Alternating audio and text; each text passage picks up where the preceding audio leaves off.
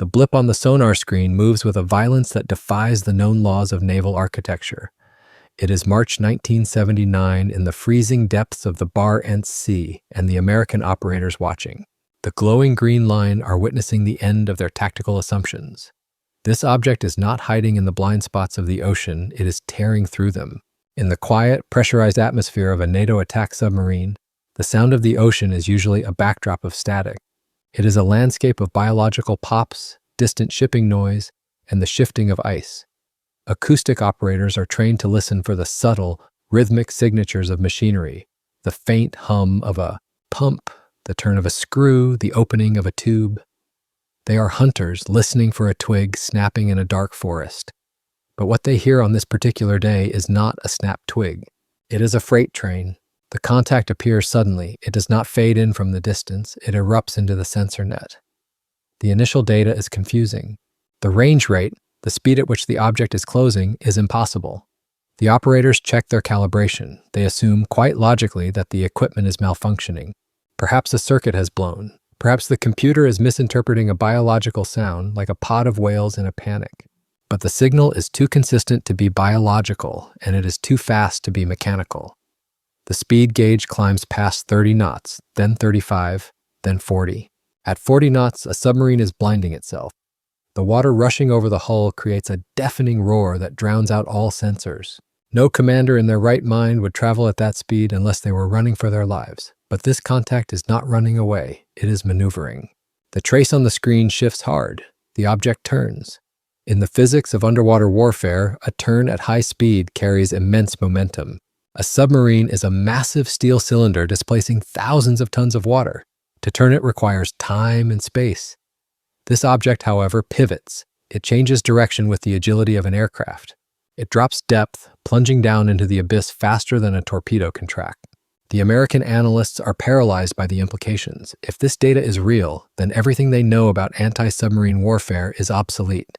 The torpedoes in their tubes are designed to catch targets moving at 30 knots. They are designed to predict a certain turning radius. They are designed for an enemy that moves like a ship. This enemy moves like a weapon. Whatever is out there in the dark water is not just a new machine, it is a new philosophy.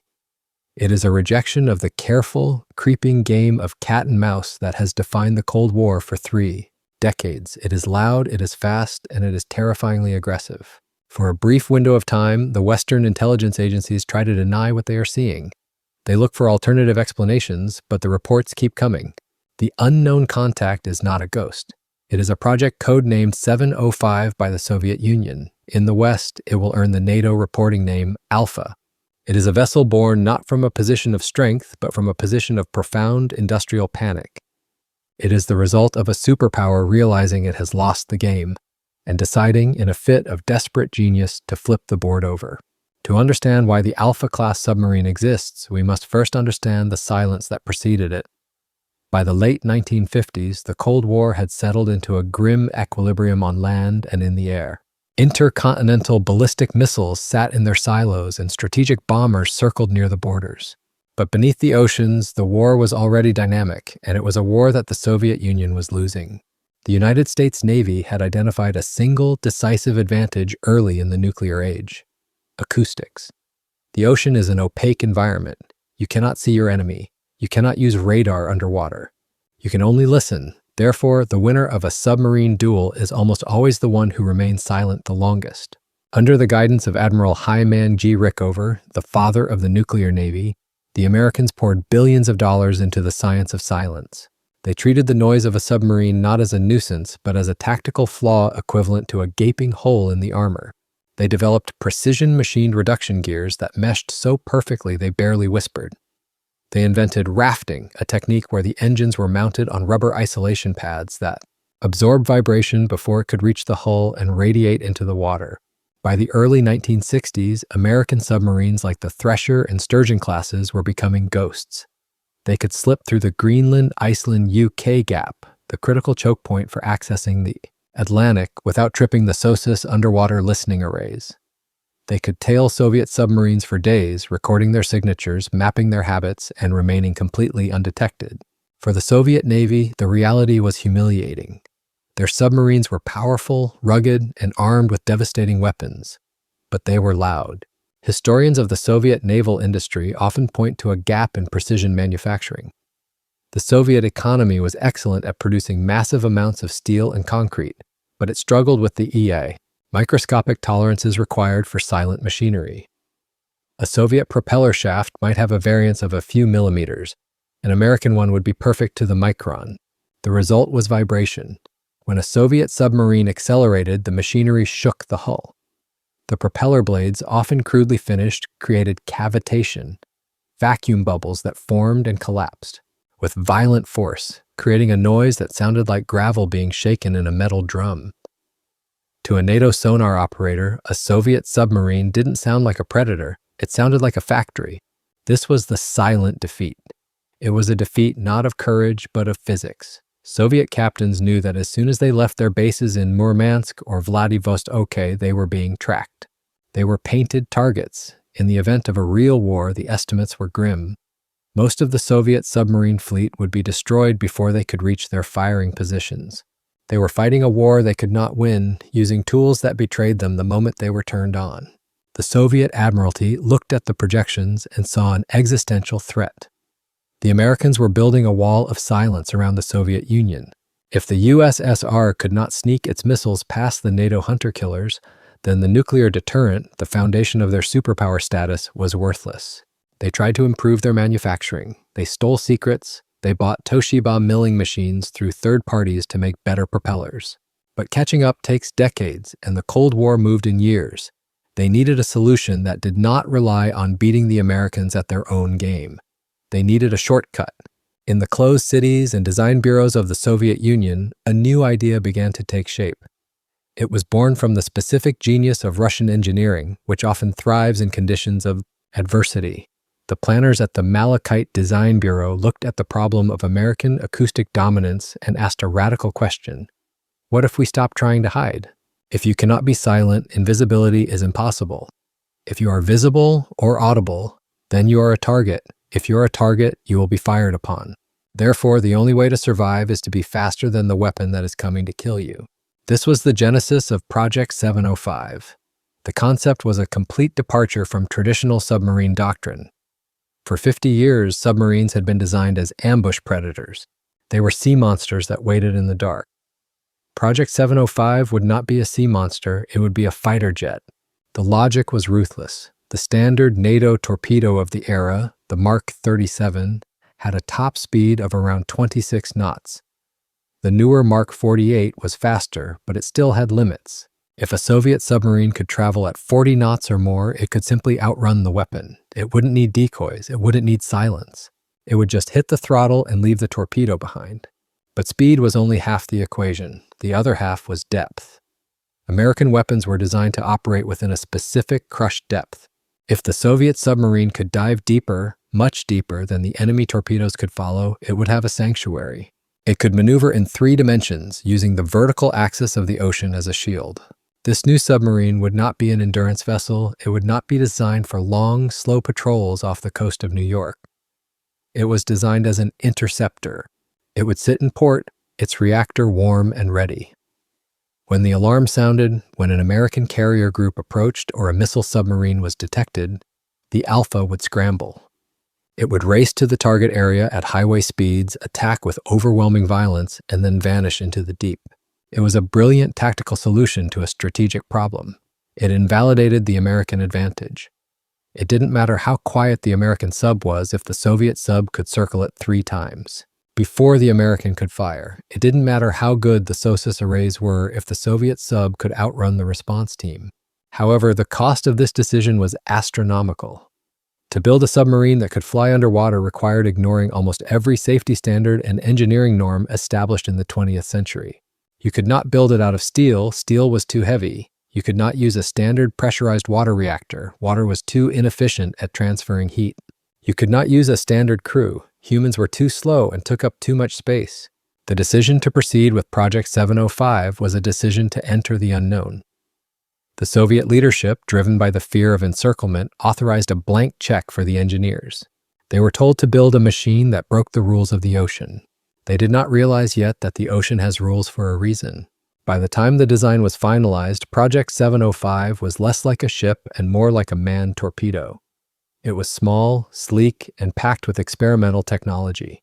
It was designed to do one thing: kill American submarines. The irony, of course, is that in their quest to escape the vulnerability of being loud, the Soviets created a vessel that was louder than anything that had come before it. But the doctrine had shifted. Noise was no longer a sign of weakness. It was the roar of an engine that was about to outrun death. This shift in philosophy, from stealth to velocity, marked a dangerous escalation.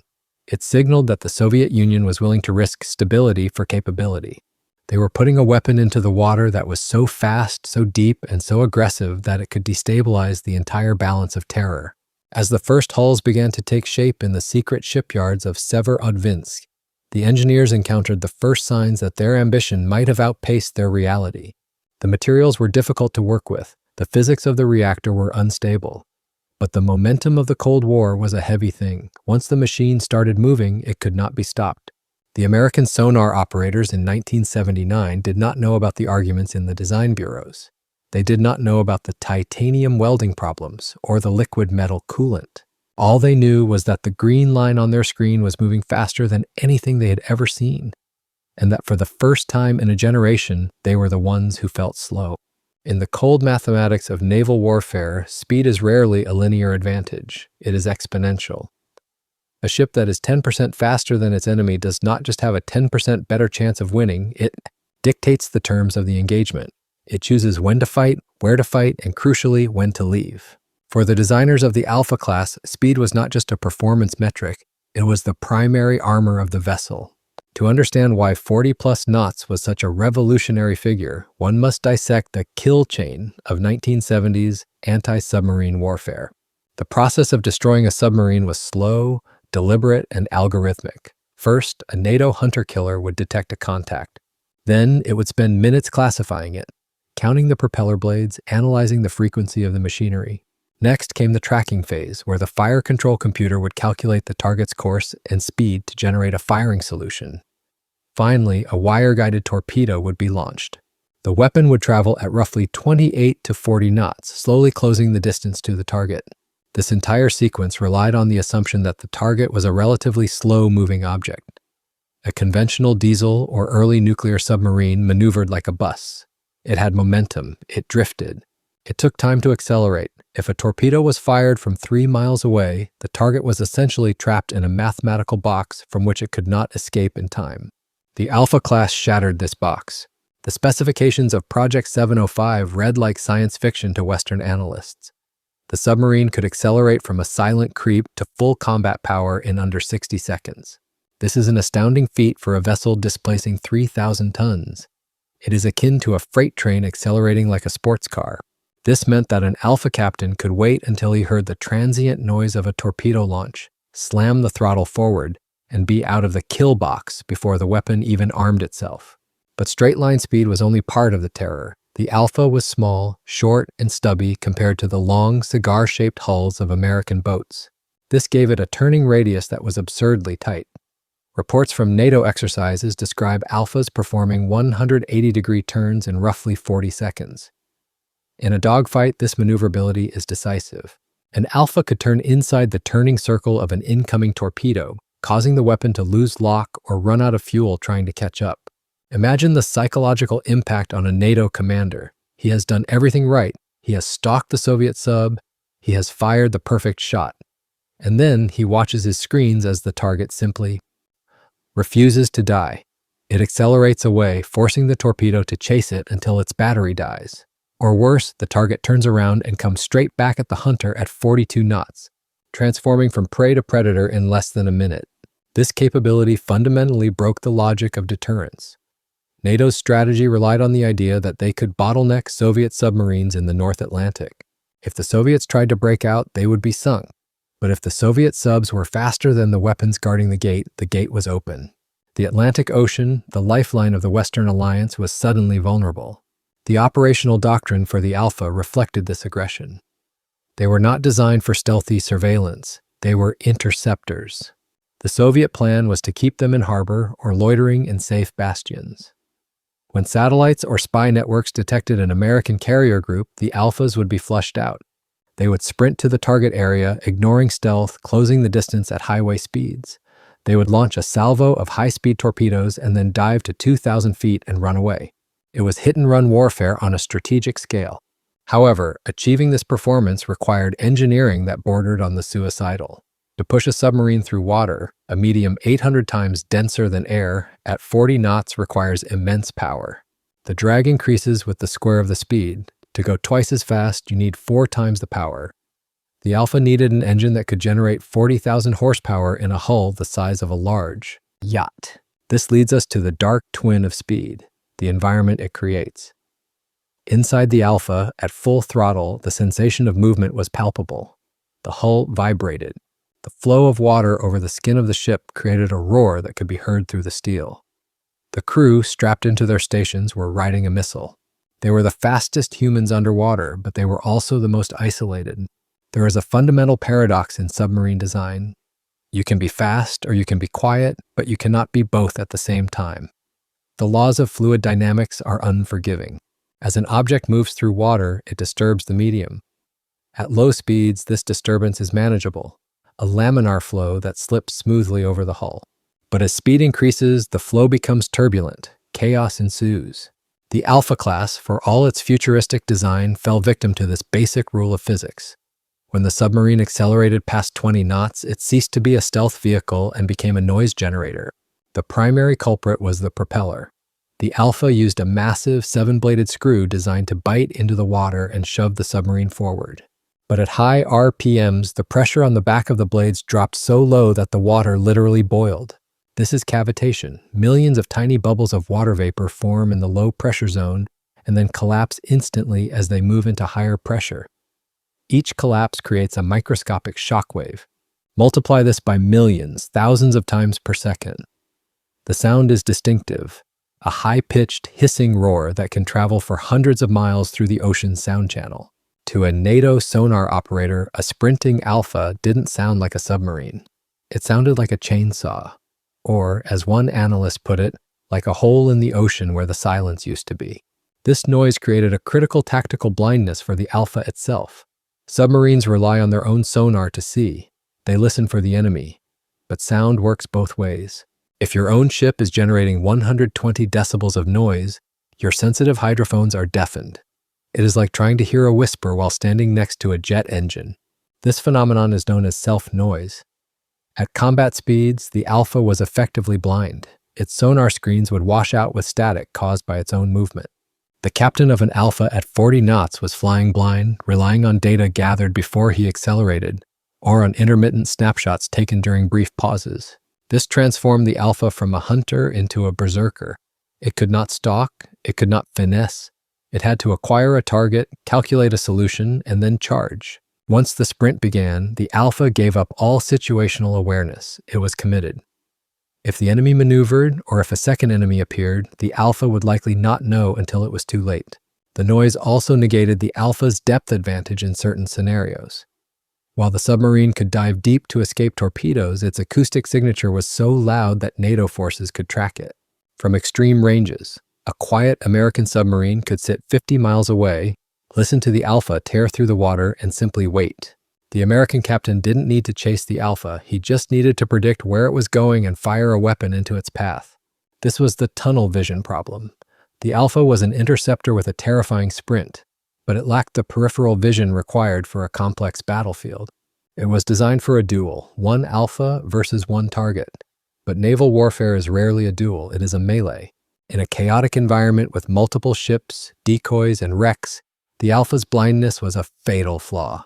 The Soviet engineers tried to mitigate this. They streamlined the hull, they coated the submarine in thick anechoic rubber tiles to absorb sound.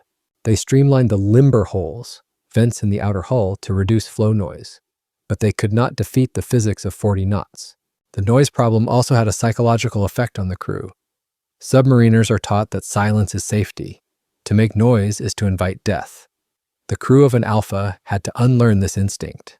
They had to trust that their speed would save them, even as their own ship screamed its position to the entire ocean. It required a different kind of courage, or perhaps a different kind of fatalism. Furthermore, the acoustic signature of the Alpha was unique. Because of its high-speed machinery and liquid metal reactor pumps, it emitted specific frequencies that were easily cataloged by Western intelligence. Once NATO knew what an Alpha sounded like, they could program their torpedoes to home in on that specific sound. The screaming of the Alpha became its digital fingerprint. The Price of Speed chapter reveals the tragedy of the design. The Soviets built a miracle machine, but in doing so, they stripped away the one defense that matters most in the deep: ambiguity. An Alpha could never be mistaken for a whale or a merchant ship.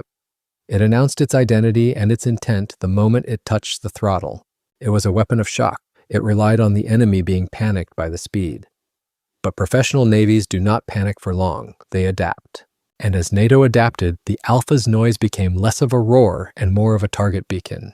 To achieve the impossible speed of the Alpha class, Soviet engineers had to solve a problem of density. A conventional submarine reactor is a pressurized water reactor, PWR. It uses water as both a coolant and a moderator. Water is safe, abundant, and understood. But water has limits. It can only absorb heat so fast. To get more power from a water reactor, you need a bigger core, bigger pumps, and bigger piping. This means a bigger submarine. And a bigger submarine has more drag, which means you need even more power. It is a cycle of diminishing returns.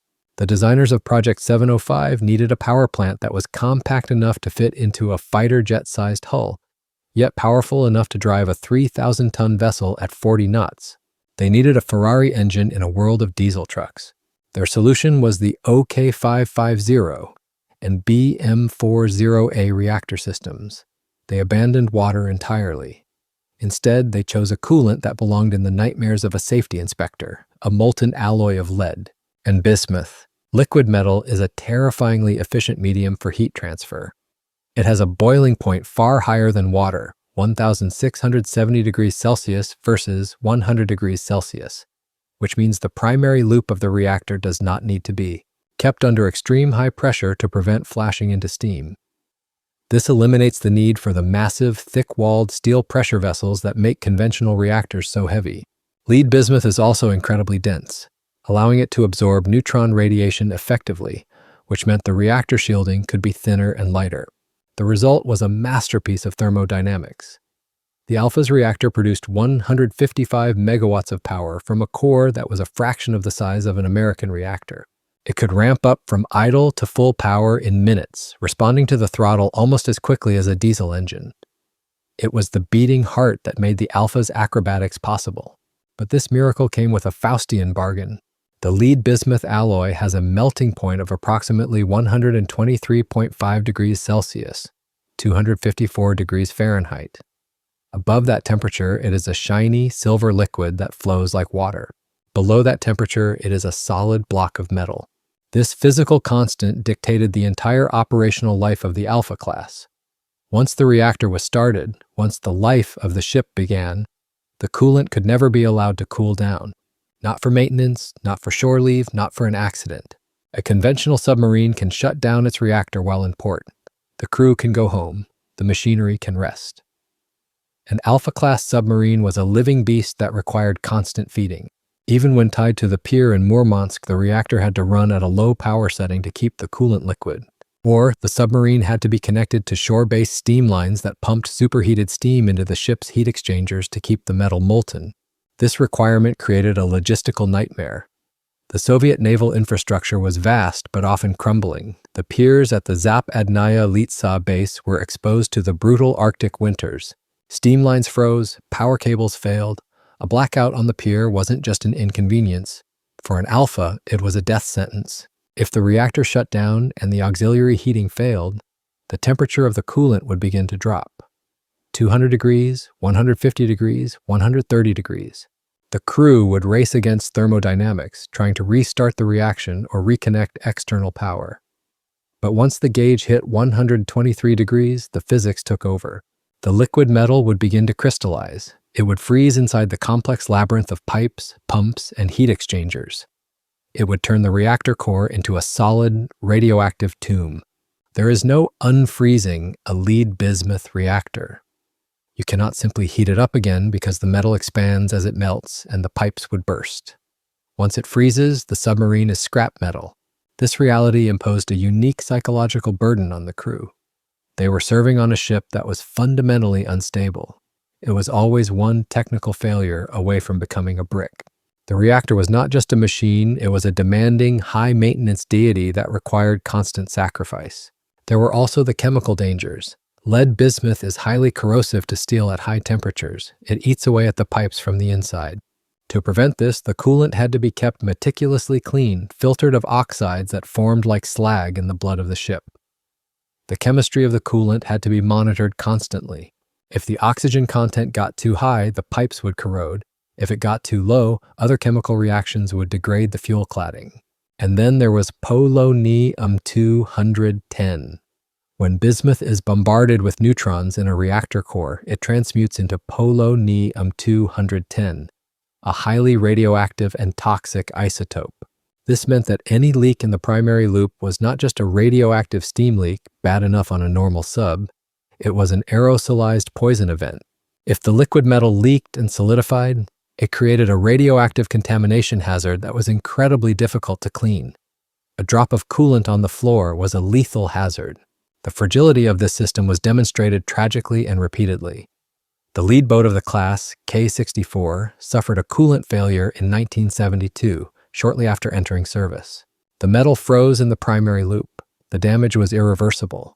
The brand new billion-ruble super submarine was towed to a shipyard, cut in half, and the reactor compartment was dumped into storage. The ship had failed not in combat, but in chemistry.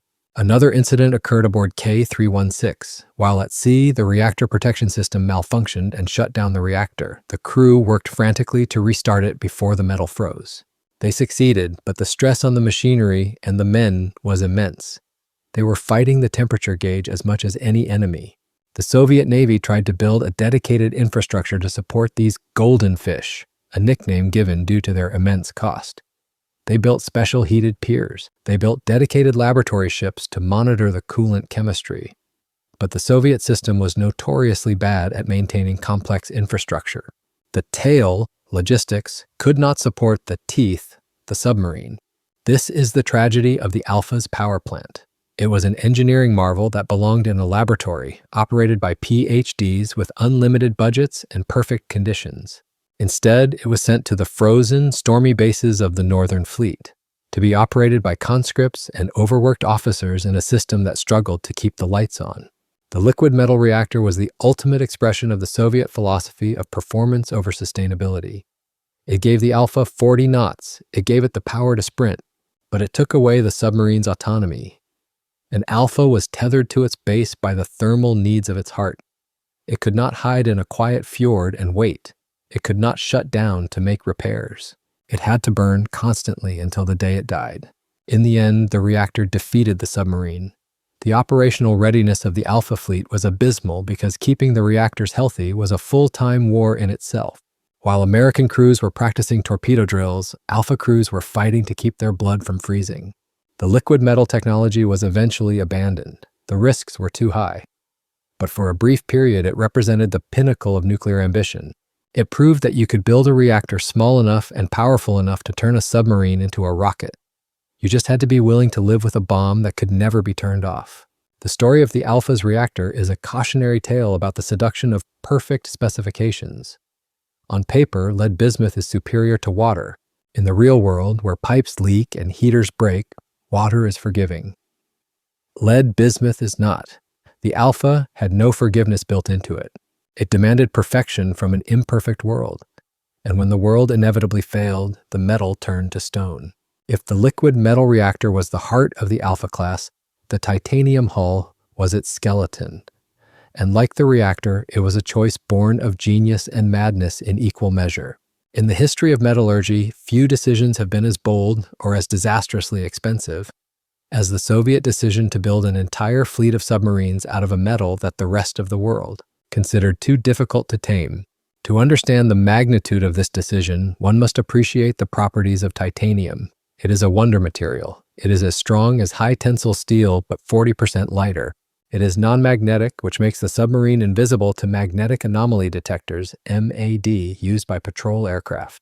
It is highly resistant to corrosion in seawater. A titanium hull can sit in the ocean for 100 years and barely rust. For the designers of Project 705, titanium was the only way to meet the impossible requirements set by the Kremlin. To achieve 40 knots, the displacement had to be kept low. To dive to 800 meters, roughly 2,600 feet, deep enough to escape the crush depth of standard NATO torpedoes, the hull had to be incredibly strong. Steel would have been too heavy. Steel walls thick enough to survive 800 meters would have turned the Alpha into a sluggish brick. Titanium offered the strength of a fortress with the weight of a yacht. But titanium has a dark side. It is notoriously difficult to work with. When heated to welding temperatures, titanium becomes chemically reactive. It loves oxygen. If you attempt to weld titanium in a normal shipyard environment, the hot metal will absorb oxygen and hydrogen from the air, turning the weld brittle. Under the immense pressure of the deep sea, a brittle weld is not a joint. It is a crack waiting to happen. Furthermore, titanium is incredibly hard. It destroys cutting tools. It resists bending. To shape a titanium plate requires massive hydraulic presses and specialized dies. The Soviet Union did not just have to design a submarine, they had to build an entire industry to support it. They had to construct pressurized, argon-filled warehouses where the welding could take place in an inert atmosphere. Welders had to work in sealed suits like astronauts, surrounded by gas that would suffocate them if their air supply failed. The cost of this infrastructure was staggering. Western intelligence agencies estimated that the cost of a single Alpha-class submarine was comparable to the cost of an American aircraft carrier, hence the nickname Goldfish. Some Soviet admirals joked that it would have been cheaper to build the hull out of solid gold. But the difficulties didn't stop at fabrication. Titanium is a noble metal on the galvanic scale. When it is placed in salt water and connected to other metals, like the bronze of a propeller, the steel of a valve, or the copper of a pipe, it creates a battery. Electrolysis occurs. The titanium eats the other metals. The Soviet engineers knew this, but the complexity of isolating every single non-titanium component on the ship was overwhelming. Every bolt, every washer, every fitting had to be separated by rubber or plastic gaskets. If a shipyard worker got lazy and used a standard steel wrench to tighten a bolt, leaving a microscopic smear of steel on the titanium, corrosion would begin. In the early years of the Alpha program, the hulls were plagued by this galvanic corrosion. Pipes dissolved, valves seized. The submarine was literally eating itself from the inside out. The maintenance crews fought a constant battle against the chemistry of the ship. They had to constantly inspect the isolation mounts, replacing zinc anodes that sacrificed themselves to save the hull. Despite these headaches, the titanium hull delivered on its promise. The Alpha could dive to depths that terrified NATO commanders. While American submarines were rated for roughly 400 to 500 meters, the Alpha could plunge to 800 meters or more. Some sources claim test depths of over 1,000 meters, though operational limits were likely more conservative. At 800 meters, the ocean is a different world. The pressure is roughly 1,100 pounds per square inch. At this depth, the ocean itself becomes a shield. The thermal layers are complex, distorting sonar. But more importantly, the pressure is too great for many weapons. The Mark 48 torpedo, the mainstay of the U.S. Navy, had a crush depth. If the Alpha went deep enough, the torpedo would simply implode before it could make contact. This vertical maneuverability was the Alpha's trump card. It could attack from above or from below. It could use the deep sound channel to hide, then pop up to fire, then drop back down like a stone. It forced NATO to redesign their weapons, reinforcing them for greater depth, which made them heavier and slower, again playing into the Alpha's speed advantage. But the hubris of the project lay in the assumption that the Soviet industrial base could sustain this level of perfection. Building one titanium prototype is a triumph of science. Building a fleet of them is a logistical nightmare. The Soviet supply chain was rigid and prone to shortages. Titanium plates often arrived with microscopic imperfections. The welding gases were not always pure. The rubber gaskets used for isolation degraded in the harsh conditions of the reactor compartment. The result was a fleet of ships that were structurally magnificent but functionally fragile. The hulls were strong enough to survive the crushing dark, but the systems inside were constantly failing due to the complex interactions of the materials. There is a famous anecdote about a CIA plot to destabilize the Alpha program. The Americans, realizing they couldn't stop the Soviets from using titanium, allegedly manipulated the global market for titanium sponge, the raw material, flooding it with low-quality product or creating artificial shortages to drive up the price. While the truth of this is debated, it highlights the strategic vulnerability of relying on an exotic material. The U.S. Navy considered titanium hulls for their own ships, but rejected them. They decided that the marginal gain in depth was not worth the astronomical cost and the maintenance headache. They chose to stick with HY-80 and later HY-100 steel. Materials they could weld in open air, materials that could be fixed in any dry dock in the world. The Soviet decision to go with titanium was a reflection of their philosophy, the silver bullet. They believed that a single superior technology could overcome a systemic disadvantage.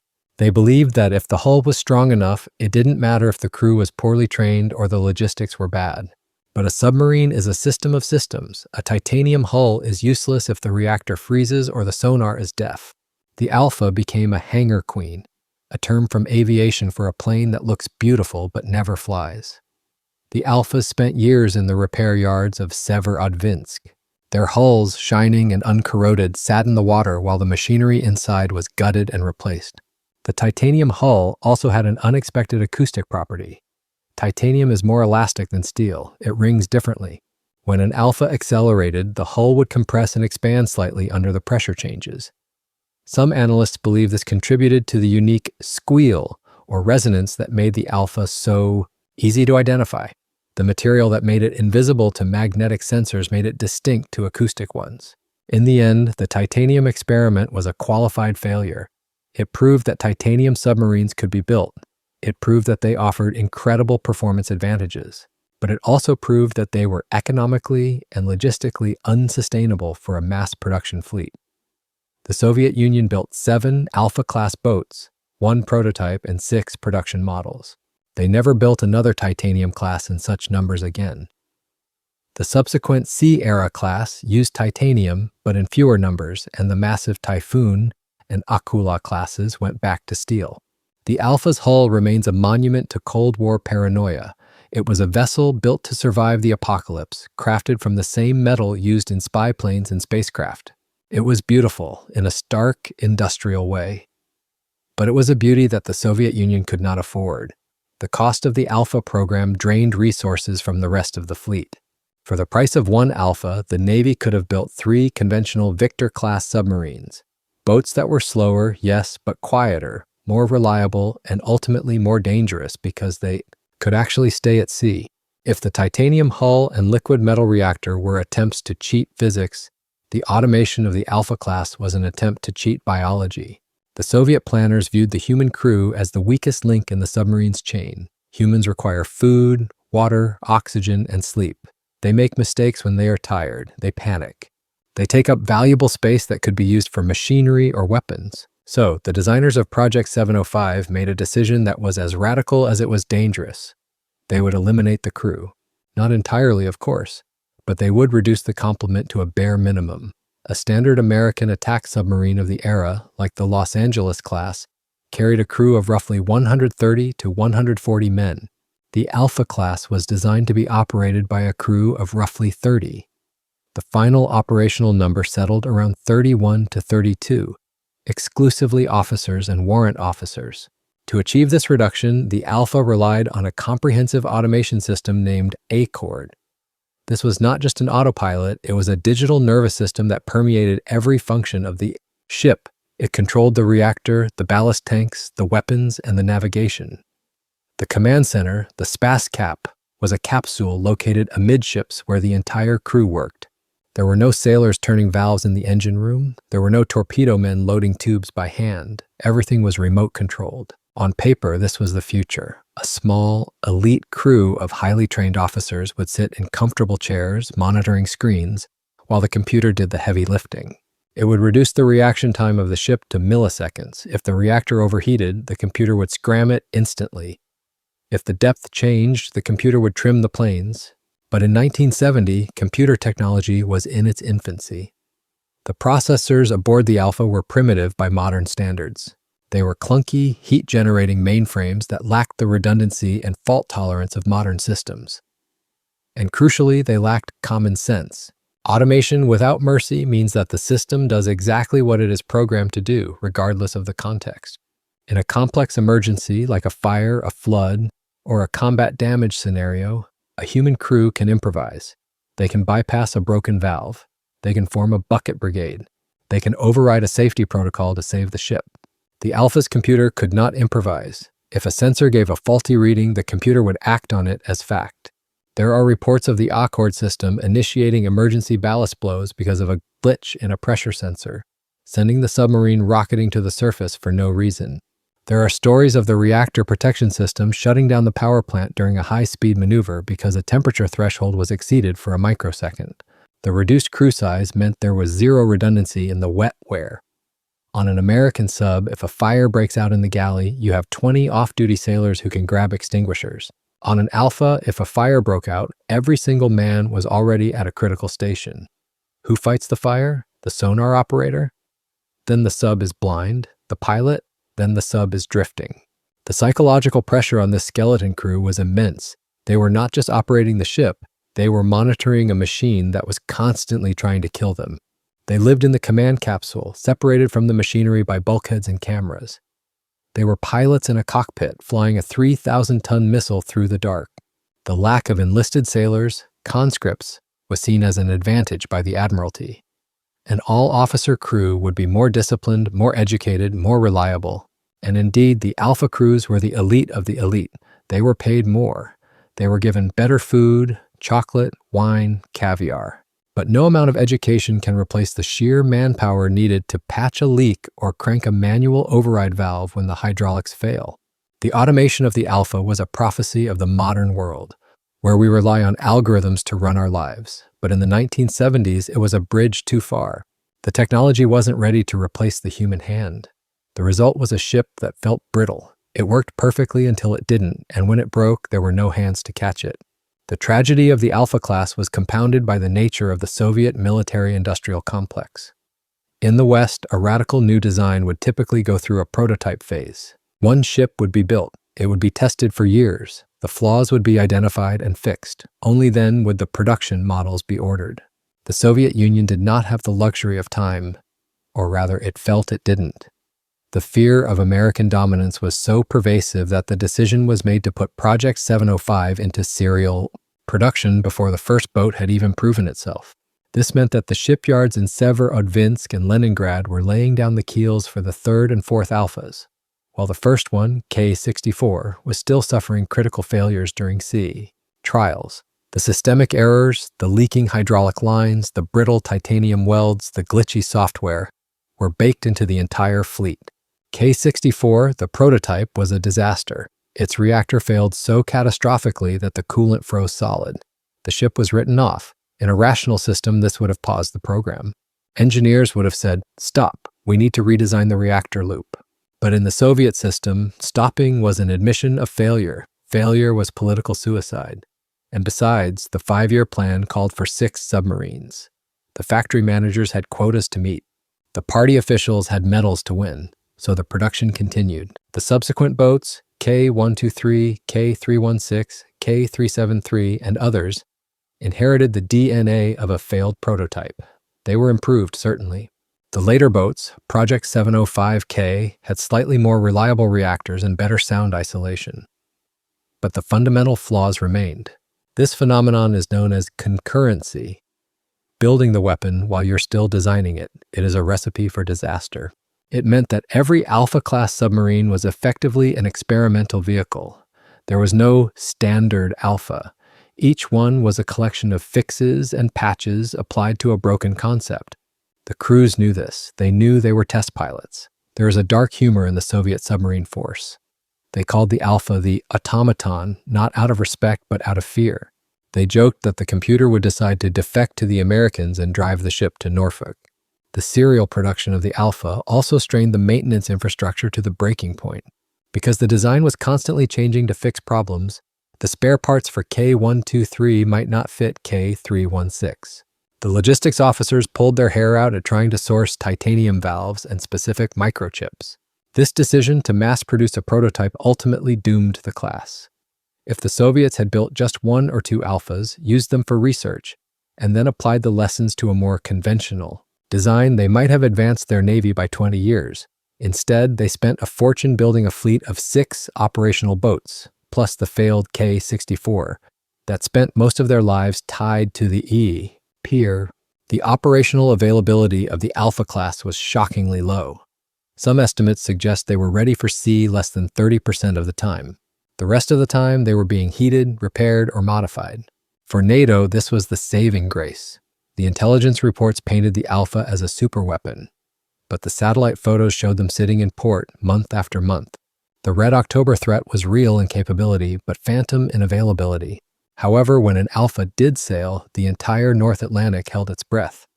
Because a broken, glitchy, experimental submarine doing 40 knots is still a terrifying thing. It is like a madman waving a loaded gun. You don't know if he can aim, but you know you don't want to be in the room with him. The Alpha class proved that the Soviet Union could build anything. They could solve any physics problem, but they could not solve the problem of their own bureaucracy. They could not build a system that allowed for honest failure, and so they built a fleet of magnificent, lethal mistakes. The legacy of this decision is visible in the graveyard of Zapadnaya Litsa. The hulls of the Alphas, stripped of their dangerous reactors, sat rusting, or rather not rusting thanks to the titanium, for decades. They were monuments to a time when the desire to win the Cold War overrode the instinct for self-preservation. The automated systems of the Alpha were eventually adapted for later classes. The Akula and Severodvinsk classes use high levels of automation, but they kept the human crew. The Russians learned that while a computer can fly the ship, only a human can save it. The Alpha-class submarine existed in 2 distinct realities. There was the theoretical reality, the terrifying specifications on the CIA briefing papers that kept NATO admirals awake at night. And then there was the operational reality, the daily grind of the Soviet sailors who actually had to live inside the titanium fish. For the NATO commanders who encountered an Alpha in the wild, the experience was visceral and shocking. One famous incident occurred during a large-scale NATO exercise in the North Atlantic. A British submarine running quiet and deep detected a contact approaching at high speed. The acoustic signature was unmistakable, the screaming chainsaw whine of an Alpha. The British captain ordered a tracking solution, but before his fire control team could lock on, the Alpha did something impossible. It didn't slow down to listen, it didn't turn to clear its baffles. It simply drove straight through the formation of NATO ships like a reckless driver on a highway. It accelerated to 42 knots, diving from periscope depth to 2,000 feet in a matter of minutes. The British captain later remarked that it felt less like fighting a submarine and more like fighting a UFO. The Alpha violated the etiquette of the duel. It didn't play the game. It just flaunted its immunity. In another encounter, an American Los Angeles-class submarine attempted to trail an Alpha. The American boat was quieter with better sensors. It established a good tracking solution. But when the Alpha captain realized he was being followed, likely by detecting the active sonar ping or a close aboard transient, he didn't use countermeasures, he just floored it. The American captain watched as the range opened up. 1,000 yards, 2,000 yards, 5,000 yards. The Alpha simply walked away. The American boat, pushing its reactor to the red line, could do 30-something knots. The Alpha was doing 40+. It was a humiliating demonstration of raw kinetic superiority. But inside the Alpha, the reality was far less triumphant. The crew was living on a knife's edge. The automation system, Accord, was glitchy. Alarms would sound constantly, false positives for radiation leaks, pressure drops, or electrical faults. The officers spent half their watch silencing klaxons and checking manual gauges to verify if they were actually dying or if the computer was lying to them again. The environment was cramped. Despite the automation reducing the crew size, the internal volume of the pressure hull was packed with machinery. The command capsule was ergonomic by Soviet standards, but ergonomic in the USSR meant you didn't hit your head every time you stood up. The air was recycled, smelling of ozone, heated oil, and the faint metallic tang that pervades all submarines. And then there was the cold, not the cold of the ocean, but the cold of the base. When the Alphas returned to Zapadnaya Litsa, the battle didn't end. The crews had to baby the reactors. They had to monitor the steam lines from the pier. If a blizzard knocked out the base power, the crew had to scramble to start the auxiliary diesel generators. There is a story told by veterans of the Northern Fleet about an Alpha captain who bought a surplus truck engine and kept it on the pier, rigged to a generator just in case the base power failed.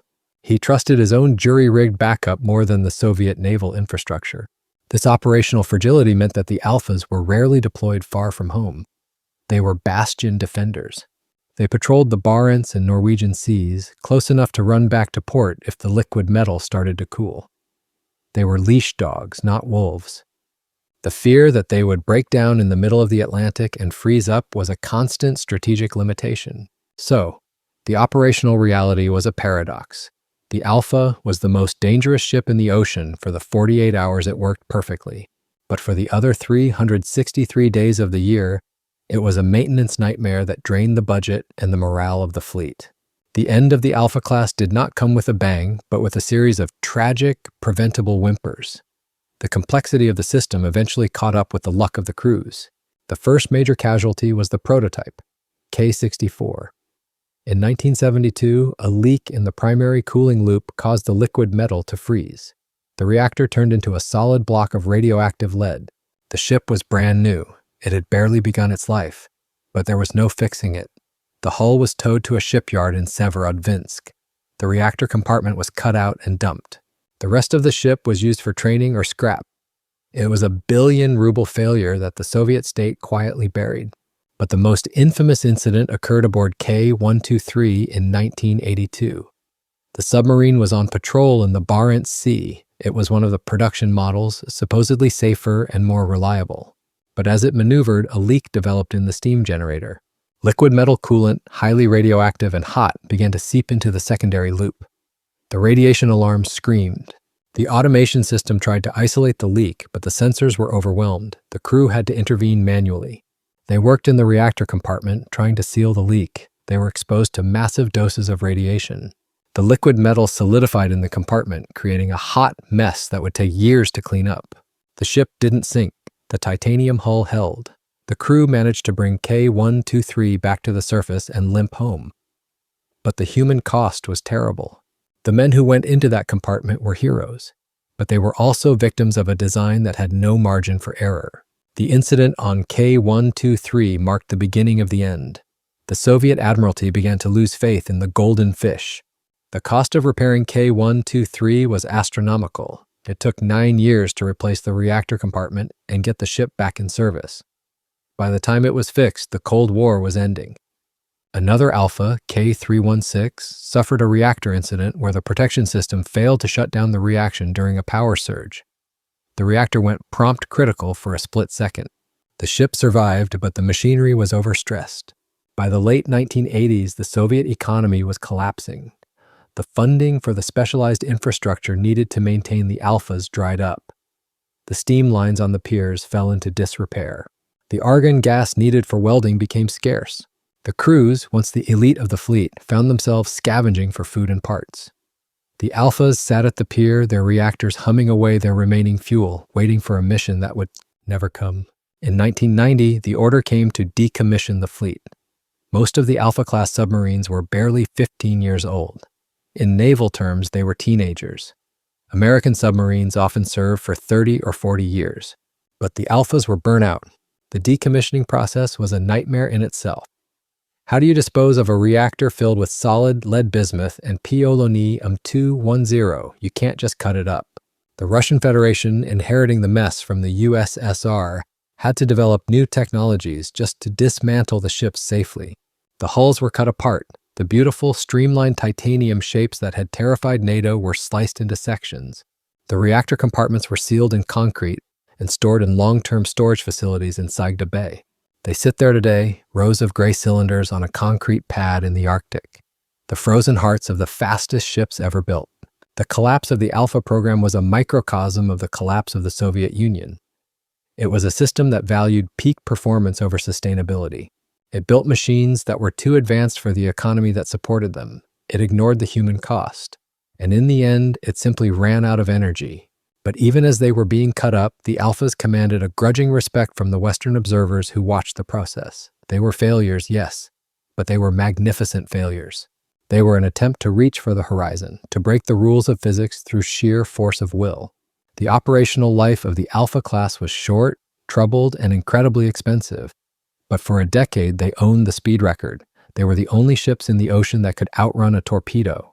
And for the men who served on them, they were the wildest ride in the history of the submarine service. The lesson of the collapse is clear.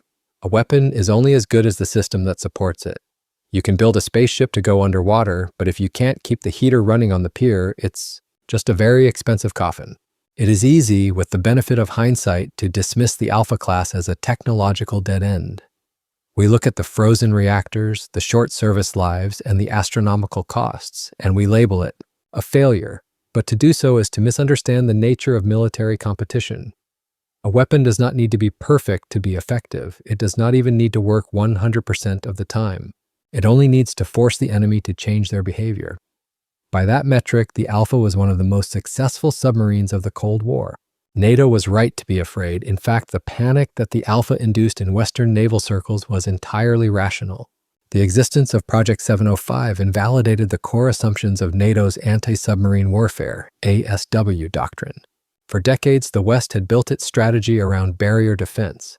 The idea was to create acoustic choke points, like the GIUK gap between Greenland, Iceland, and the UK, where quiet American submarines and seabed listening arrays, SOSUS, would detect Soviet subs trying to break into the Atlantic.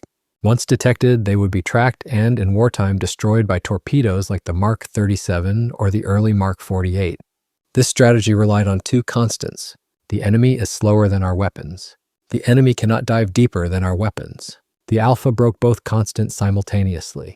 When intelligence reports confirmed that the Alpha could dive to 800 meters, roughly 2,600 feet, and sprint at 40-plus knots, the math of the barrier defense collapsed. The standard NATO torpedoes of the late 1960s and early 1970s simply could not catch it.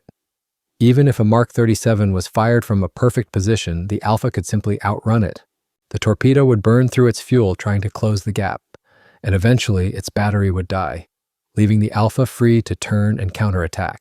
Worse, the depth capability meant the Alpha had a sanctuary. The crush depth of many NATO weapons was classified, but it was generally understood to be less than the maximum diving depth of the Alpha. A Soviet captain could simply dive into the abyss, sitting below the theoretical floor of the battle. He could listen to the torpedoes imploding above him like firecrackers.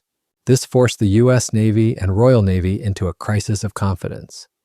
They realized that their multi-billion-dollar ASW infrastructure was potentially useless against this new threat. If the Soviets built enough Alphas, and intelligence estimates at the time feared they might build dozens, they could sever the sea lines of communication between North America and Europe. In a World War III scenario, this meant that reinforcements and supplies could not reach Germany. The war would be lost before it began. The reaction was expensive and immediate. The U.S. Navy launched the ADCAP, Advanced Capability Program, for the Mark 48 torpedo. They had to build a weapon that was faster, deeper diving, and smarter. They had to increase the fuel capacity, improve the propulsion to reach speeds of 55 or 60 knots, and reinforce the casing to survive the crushing pressures of the deep ocean.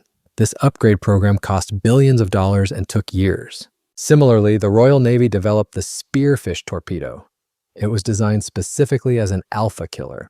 It used a gas turbine engine and a pump jet propulsor to achieve blistering speeds, rumored to be over 60 knots, and immense endurance. It was a massive, expensive weapon born entirely from the fear of one Soviet design. But the adaptation went beyond just torpedoes. The U.S. Navy had to rethink its own submarine designs. The Los Angeles class, the backbone of the American fleet, was fast, 30-plus knots. But was it fast enough? The fear of the Alpha influenced the design of the subsequent Seawolf class. The Seawolf was built to be the ultimate predator: faster, 35 knots silent, faster at max, deeper diving, HY-100 steel, and heavily armed. It was a direct response to the threat of deep-diving, high-speed Soviet hulls. The Alpha also forced a change in tactical doctrine. NATO commanders had to be trained to fight a high-speed target. They developed snapshot drills, firing a weapon instantly upon detection without waiting for a refined solution, hoping to catch the Alpha before it could accelerate. They developed coordinated attack tactics where one sub would flush the Alpha into the waiting torpedoes of another. This is the true measure of the Alpha's success. It imposed a virtual attrition on NATO.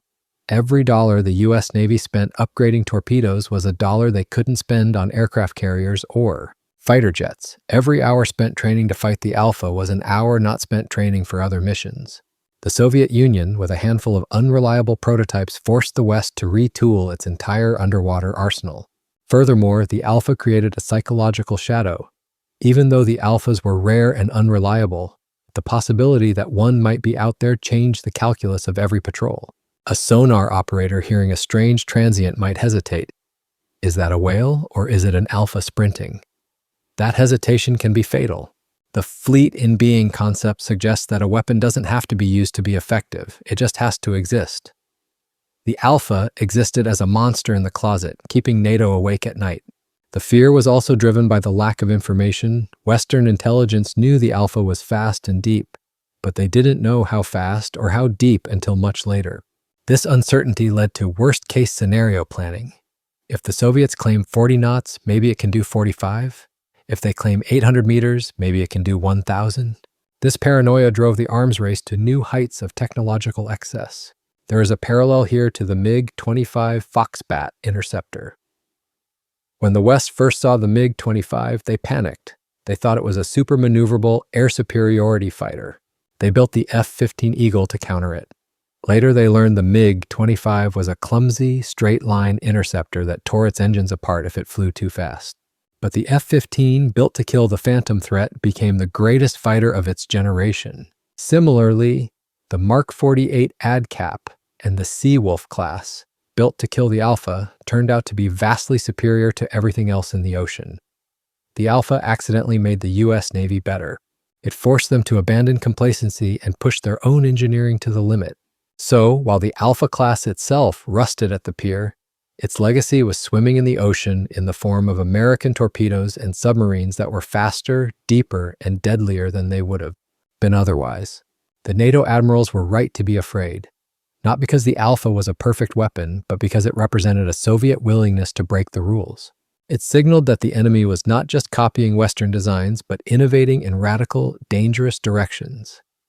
It was a reminder that in war, technological superiority is never permanent.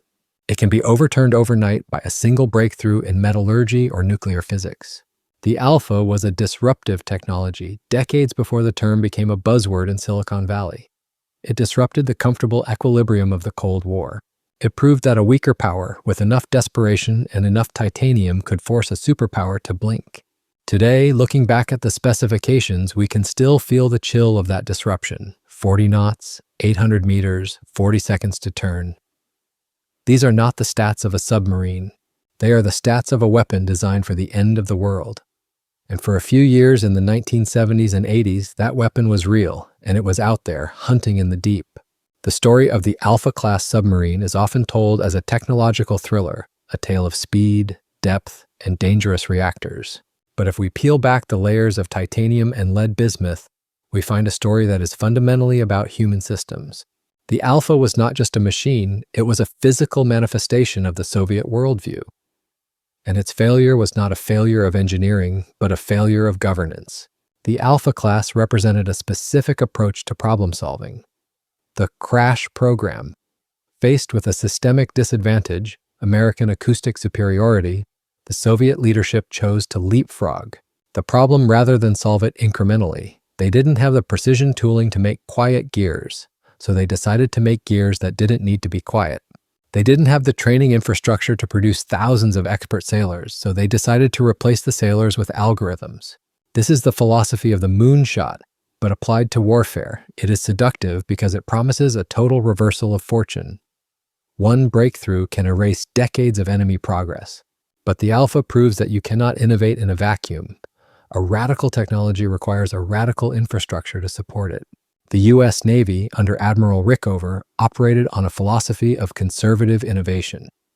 They pushed boundaries. Yes, nuclear power itself was a radical leap, but they codified safety into a religion. Rickover's famous dictum, "If it's not safe, it doesn't sail," was not just a slogan, it was an operational constraint.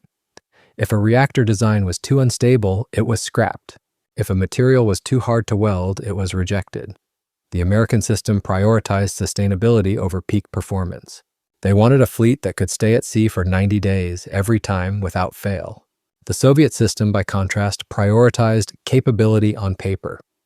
The metrics that mattered to the Politburo were speed, depth, and firepower. Reliability was a secondary concern. Safety was a tertiary one. The system rewarded the design bureau that promised the miracle weapon, not the one that promised the reliable workhorse. This led to the systems failure of the Alpha. The technology outpaced the logistics. The design bureaus in Leningrad could dream up a liquid metal reactor, but the conscript mechanics in Murmansk couldn't keep the steam lines from freezing. The cyberneticists could write code for the Accord automation system, but the hardware manufacturers couldn't build chips that didn't overheat. The Alpha was a Ferrari built by a country that couldn't pave its roads. It was a masterpiece of individual engineering components that failed as an integrated system. This disconnect between ambition and reality is the defining characteristic of the late Soviet period. We see it in the space shuttle Buran, technically superior to the American shuttle, but too expensive to fly. We see it in the Ek-Rano-Plan, a giant ground effect vehicle that had no tactical purpose. And we see it in the Alpha. The lesson for modern military planners, and indeed for anyone managing complex technology, is that you cannot optimize for just one variable. The Soviets optimized for speed. In doing so, they sacrificed reliability, stealth, and maintainability. They built a fragile point solution. It worked perfectly in one specific scenario, a high-speed intercept, but failed in every other aspect of naval operations. Furthermore, the Alpha demonstrates the danger of removing the human element too early. The automation was meant to solve the problem of crew quality. Instead, it created a new problem of system rigidity. The tragedy of K123 shows that when the machine fails, you need humans to enter the reactor compartment and turn the valves. You need biological redundancy. The Soviets tried to engineer the human out of the loop, but in the end, it was the humans who had to save the ship, often at the cost of their own lives. The Alpha class also challenges our definition of success. Was it a failure? Operationally, yes. It spent most of its life broken. But strategically, it forced the U.S. Navy to spend billions. It terrified NATO. It proved that the ocean floor was not an American sanctuary. In the grim calculus of the Cold War, forcing your enemy to panic is a form of victory. But the cost of that victory was high. It was paid in rubles that the USSR didn't have. It was paid in the health of the sailors who breathed radioactive aerosols. And it was paid in the environmental legacy of the scuttled cores that still sit in the Arctic. Today, the era of the titanium interceptor is over. The submarines patrolling the oceans now, the American Virginia class, the Russian Yasen class, are balanced designs. They are quiet. They are heavily armed. They use steel hulls. They use water-cooled reactors. They are the descendants of the conservative philosophy, not the radical one. The Alpha class remains a singular anomaly in naval history. It was a dead end on the evolutionary tree of submarines. No one is trying to build a liquid metal 40-knot automated interceptor anymore. The risks are too high, the costs are too great, but there is a romance to the Alpha that refuses to fade. It captures the imagination because it represents the ultimate what if. What if we just ignored the rules? What if we pushed the materials to their absolute breaking point? What if we built a spaceship and put it underwater? After the Cold War ended, the archives opened up. Western analysts finally got to meet their Soviet counterparts. They sat down with the designers from the Malachite Bureau. They asked about the Alpha. Why, the Americans asked, why build such a difficult ship?